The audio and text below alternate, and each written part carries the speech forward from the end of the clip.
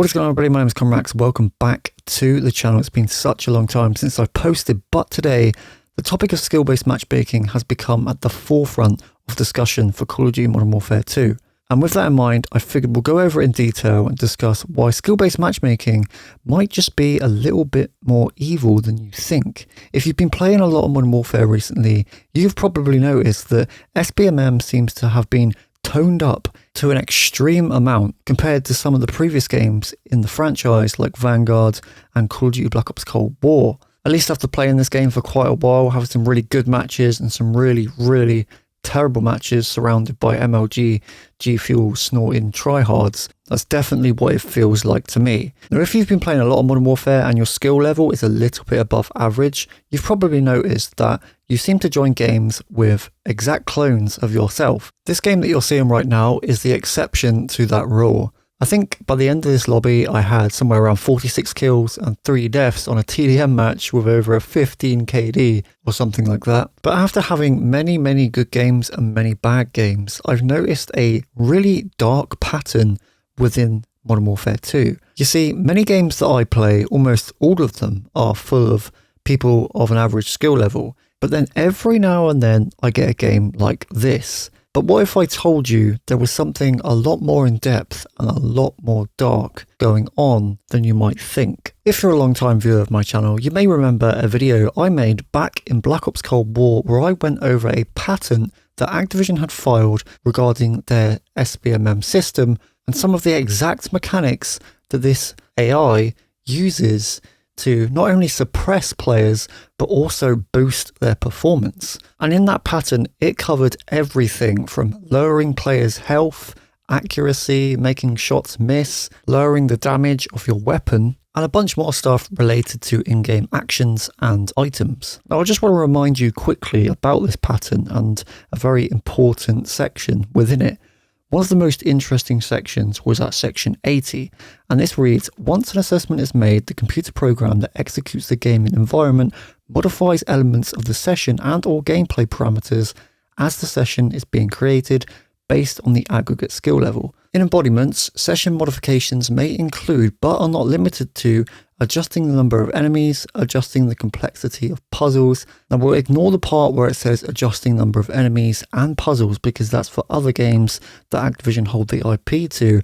But specifically for Call of Duty, let's read this next bit that says and player adjustments, which may include the player's health, damage, speed, available abilities, and difficulty level. In one embodiment, a player's health is scaled based on the player's skill level. And it's that phrase right there that pretty much tells us everything that we need to know about SBMM. You see, this pattern was filed well over 2 years ago now. And in that time, I think we can confidently say that there's probably been many changes to the way that this system works, trying to fine tune things here and there and get it right. So if you really think about it, why would Activision stop at just managing your health? When it comes to Modern Warfare 2, I'm almost certain that pretty much every single element and aspect of this game is being tracked and recorded by this AI system. Everything from movement, how fast you move across the map, what kind of weapons you use, do you use any meta weapons, how often do you take damage, how often do you damage enemies, what's your accuracy, how long do you spend aiming down the sights. Absolutely every single action in this game that can be measured and recorded is almost certainly being used to match you against other players.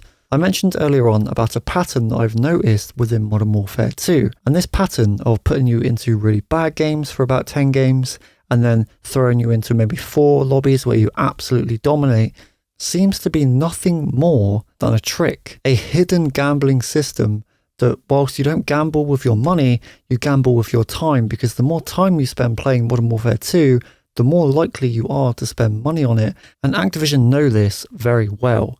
It's the manipulation of players and that little dopamine rush you get after having 10 bad games and then suddenly you get 3 or 4 games where you absolutely annihilate is what keeps you in this cycle of playing the game. Because every time you get that lobby the way you do really well, it just makes you want to play more. And by playing more, you are way more likely to spend money on this game. Which I think is important to note here, that that is all that Activision care about. They don't care how good you are at Call of Duty, how much you like the game, how long you've been playing the game for. All they care about is the cash cow that is Call of Duty and how much they can milk it to get every single penny they possibly can out of your pocket. And that's not to say that I don't enjoy Modern Warfare. In fact, Modern Warfare 2 has been one of the funnest experiences so far that I've had in recent years of Call of Duty, especially after Black Ops Cold War and the absolute dumpster fire that was Vanguard. And judging by the sales numbers and just how much this game is really popping off on social media right now, I think most of the community will agree with that too. And I think it's important to take into consideration that whilst many of us are really enjoying this game, let us not be fooled by the systems behind it. Let's not forget about the issues of SBMM, especially in casual public matches, because if anything, I don't believe that SBMM should exist in casual matches.